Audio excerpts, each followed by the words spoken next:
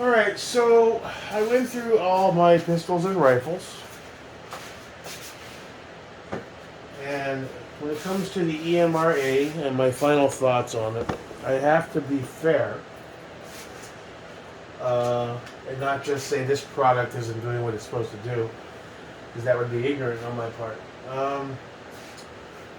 Essentially, with the LMT, I started thinking that has an ambi mag release built into the receiver. It's a true ambi receiver. Lower. I was just thinking, I was like, you put an Emr-A on a lower that also has an ambi mag release, and that's coupled with an EMR, is that the right term? That's the blind hole that's not even meant for 5.56. It says it in the on the website, which can lead to issues with dropping mags. Is it just a perfect storm of stupidity on my part, expecting it to work when you have, especially with that ambi release on the LMT already? Basically, are they kind of fighting each other to do what they're supposed to do?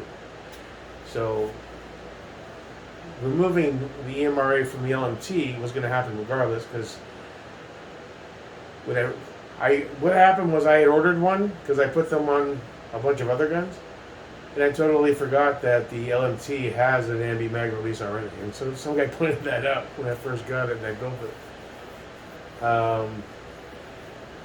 So let's just say the LMT is a wash because I didn't need it on there. It was more, oh look, it looks cool, I want dimps on my gun shit. But from a functionality standpoint, it's unnecessary, and that's that. So the only other gun that I have consistent issues with is, ironically, the FCD Suns gun. Now, I have seen Rogers say that it is a known issue that the Emr-A can be problematic with Gen 2 mags. It works great with Gen 3s. So I don't know what the Gen 3 did to change. Like maybe they modified that lip a bit. Where's an empty Gen 3? Hold on. Gen 2 rather. Okay, you are a Gen 2, yes? I gotta get a grease pen. No, that's an M3 black. It gets confusing after a while. You have rounds in you. What are you? You're a Gen 2. So let's get those rounds out of there. Never good to get in. If you're not on a range, don't put a live mag in your shit unless you're... Especially when you're doing stuff like this. It's a bad habit, right? Okay. We confirmed, yes, Gen 2? Yeah. So basically, the obvious solution is to run only 3s. Yeah, see? I'm not touching anything. So, and then I started thinking, and that was my first assumption, was maybe when I installed this, I didn't rotate it far enough in so that it could properly catch. Now Roger saw that comment and he dispelled that. He said that shouldn't matter. So I don't know.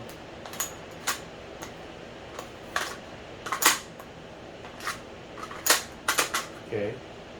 Now it's not like it's a secret. Apparently it's a known thing. Roger admitted it. He's releasing a version 2 that will be not sensitive to different mag generations, which is great. Roger's always honest about it. If there's any problem with any of his product, he's the first to admit it. Always offers to make it right, you know. I think Roger's a great dude. I love his company. I'll be buying his products going forward. I don't mean to sound like a hater of Ford Controls. I'm the opposite of that. My frustration was, see, now that finally clicked in. No, they didn't let go because I didn't touch that mag release. So essentially the lip on the mag, on the 2, maybe it's not deep enough Maybe that's the issue. If you look, let me look at a Gen 2 versus a Gen 3. If I pulled up the website, does it say in the write-up? Is there an issue? Standard for Emr-A November 9, 2019 and onward. The low-profile mag catch shaft option reduces the mag catch shaft length. The LP option reduces the installed height of the right-hand mag release, resulting in a right side mag release button that sits below the mag release fence. No, okay, that doesn't cover that. The LP on the Emr-A will not reduce the EMRC's installed height. Okay, that doesn't really address it.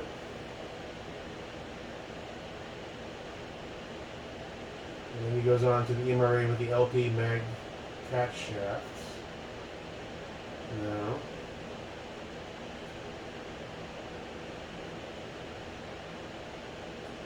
Emr-A incompatibilities. Okay, hold on. Due to lack of standards for 308 ARs, Emr-A may not work with all 308s. Geisling maritime bolt catch, material from the top edge or the bottom edge of maritime paddle may need to be removed. Gotcha. CMC's anti-walk pins won't work with those. KNS Gen 2 anti-rotation trigger hammer pins. HK762 AR style rifles. Aero 308 Hodge Defense Mod 2 lower receivers. APF side folder lowers. 17 design billet lowers. Unintop precision lowers. Battery assist device levers. Receivers with the left side fence around the bolt catch and mag catch. Okay. May not be compatible with the Seekins SP223 and AR-10B. But there's nothing there about Gen 2 Magpul mag. Which is why it kind of took me... Because I went, I'm a geek, so I read all of Roger's write-ups on all his product. I get a kick out of it. Because I love his attention to detail. He really thinks things through. So when I started having this problem, my first and probably most logical assumption is I did something wrong. It's been 2.5 years, I've been slowly learning all this stuff. So I think, all right, my first assumption was I didn't rotate it in enough before I installed the actual bolt catch. And once the bolt catch is pinned, there's only so many rotations and it stops. So you have to basically remove it. I was going to remove the bolt catch on this one and the LMT and see if I could give it 1 or 2 more rotations to see if that would force it, create a little more friction to make it hold better. Roger dispelled that. He said, no, that shouldn't affect it. So it has something to do with, I guess, the lip on the 2 versus the lip on the 3, I guess, right? So here's a 3 window.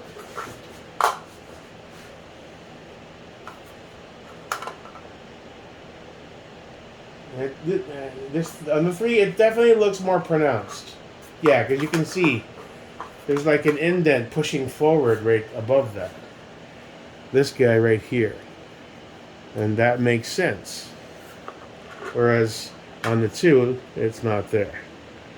Alright, so that would explain why it's just not, it doesn't have enough material to latch onto. That versus this is even much deeper. And that makes sense. Okay, fine. So, now Scott's recommendation was to slap some painter's tape on this guy. So let's do that. Because he's told me like 3 times, and I keep saying, yeah, okay, but I don't do it. So then he gets kind of that frustrated look with me. I'm sorry, Scott. I'm on the spectrum, man. I don't know, man. Okay, so let's throw a little bit of tape on there. Press it good and tight into there. And then let's take a brass punch that's rounded. Oh, let's use the 4 controls eraser off the new pencil from Roger. Thanks, Roger. I gave a few away when I sold a few things. I was kind of bummed I did that, but I think I'll order more shit. I'll get some more. Okay. Gonna press that in. Mainly I want to see where it engages on that top lip. So now we're going to take it. I know it's clear, but always good to quadruple check.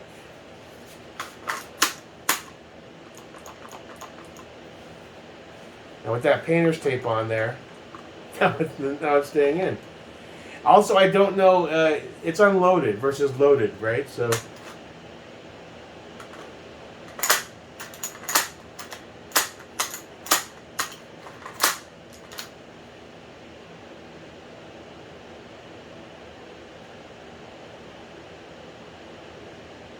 it's not really telling me much. Alright, so it's definitely not latching. But I'm not seeing any obvious wear on the top lip where it's trying to engage. It's on the bottom mostly. So I'm just trying to figure out, alright, if I were to experiment and try to modify this one Emr-A to see if I can force it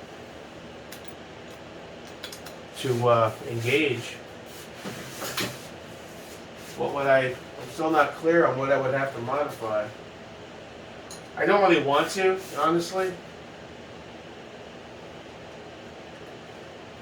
still trying to see if I can finagle one more rotations, but that FCD ball catch is a big boy, just like the Radians and the Mediums.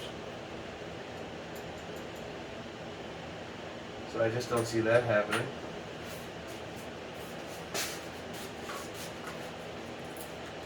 Okay, let's try that again. I wasn't as gentle as I should have been, so I kind of cracked the tape before I did the test because I pushed too hard with the finger. Alright, let's try that again. Be a little more gentle. Okay, so there.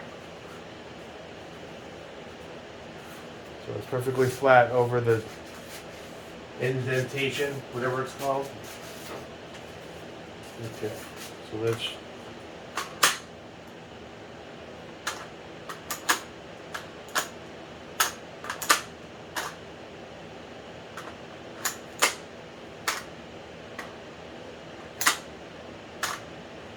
okay. That's more scientific. Alright, so as a result of that, we can see that that very bottom is the problem. Like it's popping up, but it's like probably coming up, but not seating, I guess. So the solution, I assume,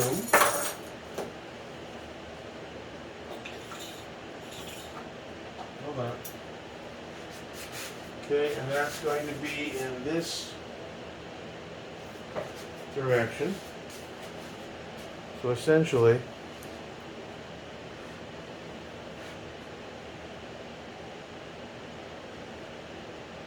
I'm confused again. Well, that's holding it on the other side, though.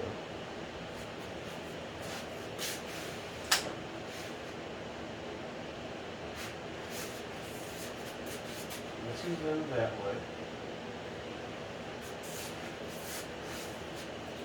So how does this interact? So basically this, it's kind of hard to show it, is engaging like that. Right? Or it should be. And as this comes up, it's not snapping in because it doesn't have enough material as opposed to this guy. See how that kind of, this has a more pronounced shelf. So you can't build a shelf onto a mag, obviously that doesn't have it. So since you can't build the shelf, the flip side of that coin is to reduce the material where the EMR engages in the hopes that if it's a touch more shallow, it'll find its groove.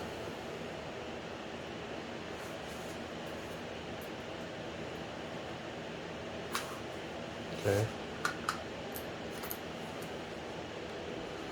Well, if you press that in there, though, that's, it snaps in. So there has to be another variable that I'm still not considering. Because that's in there. Like, I can rock it back and forth, but that's in there. It's almost as if it can't get all the way up. So it comes up to about there, but it doesn't quite, it's doing this. So what would be the solution to that? If you remove some material off of this, that would make it worse, wouldn't it? It would be more inclined to slip out. What's funny is once you push it in there, you try to rock it up and down, it's not going anywhere.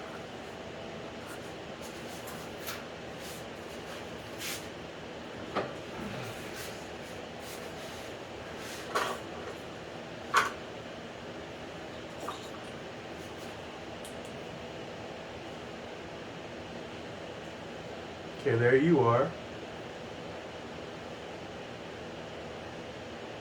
A part of me still thinks I should take the time to remove the bolt catch and see if another rotation or two pushes it in a touch more.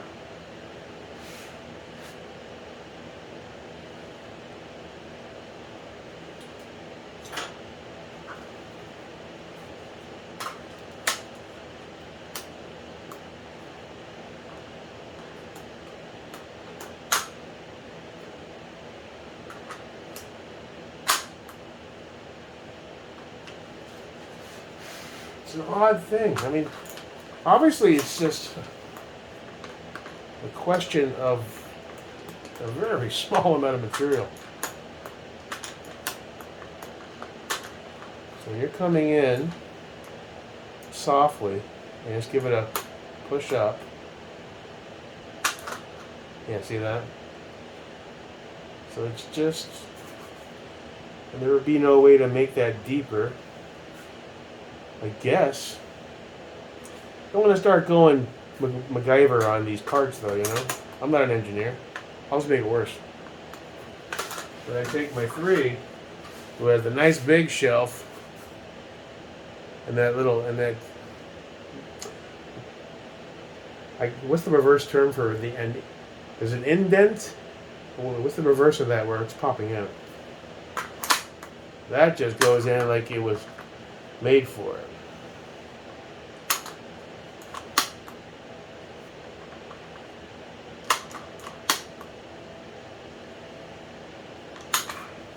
Okay. So at the end of the day, if you're rocking Gen 2, Gen 3s, not an issue completely. If I go forward and make sure all my mags that I buy are 3s, I should probably buy the windows if I want more blacks. Buy the windowed versions. You want to be able to first glance grab it and instantly know. A grease pen will help with that too, but obviously I won't be buying any more Gen 2s going forward, even though they seem to work in most of my stuff. And it's nice to drop $80 to get 10 mags, free shipping, Palmetto State Armory deals here and there, just to build those mags up, because that's a drastic savings. $8-9 versus $14-15 per mag.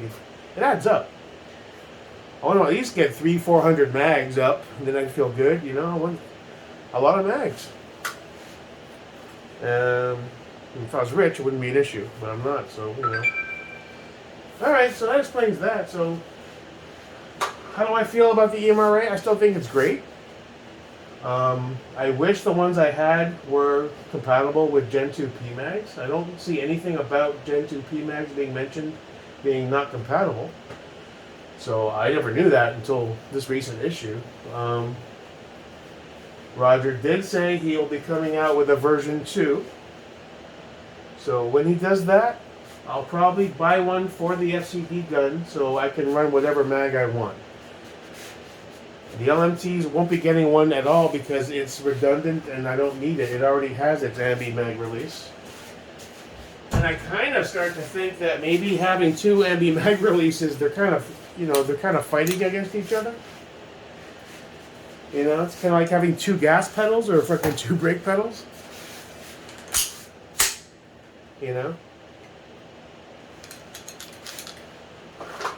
Gen 2 works all day because it's running a mil spec. And obviously Gen 3, nice and tight. Gen 2 has a bit more kind of wiggle to it, but it's still holding, the retention's good. You see that? That's the Gen 2. Gen 3, much less. So, you know, it is what it is. I'm not putting down fork control. I make fun of the guys who call us dudes who like fork control stuff simps, and that's why I called that last video, what did I call it?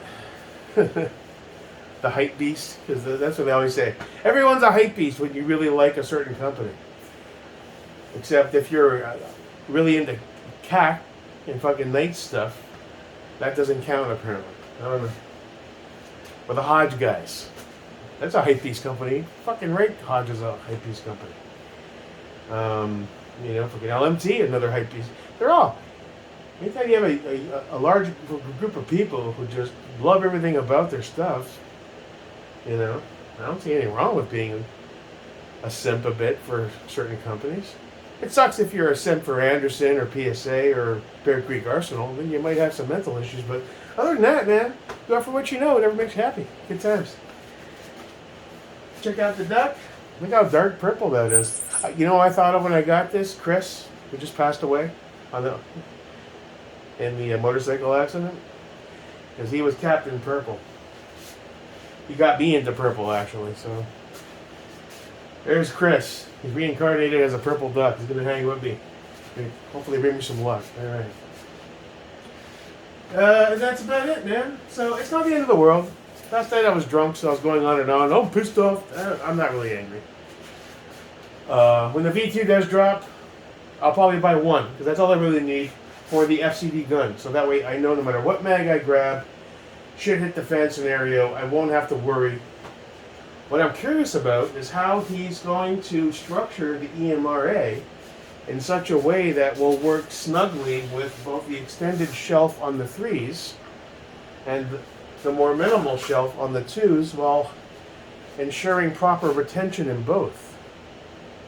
That's where the whole engineering stuff comes into, and then really complex math, and that's where you lose me. You know, I'm not a stupid person, but some of the more complex.